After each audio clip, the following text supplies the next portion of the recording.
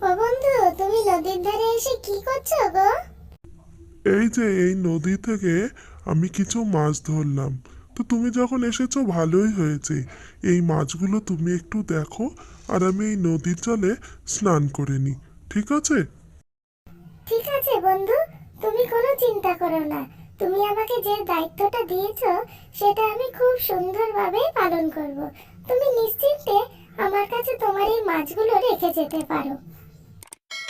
এই বলে খরগোশটা স্নান করতে চলে গেল নদীতে। আর তখনই বিড়ালটা এই মাছগুলোর দিকে তাকাতে তাকাতে তার মনের মধ্যে লোভ সৃষ্টি হলো। বন্ধু আমার কত মাছ ধরেছে, এই মাছগুলো দেখে না আমার খুব লোভ হচ্ছে। এর মধ্যে থেকে যদি আমি একটা মাছ খেতে পারতাম তাহলে সারা দিনের আর চিন্তাই করতে হতো না। তো এর মধ্যে যদি আমি একটা মাছ খাই, বন্ধু আমার জানতেই পারবে না। মাছগুলোর দিকে অনেকক্ষণ দেখতে দেখতে বিড়াল আর লোভ সামলাতে পারল না। তখন বিড়ালটা সেই মাছগুলোর মধ্যে থেকে একটা মাছ খেয়েই নিল।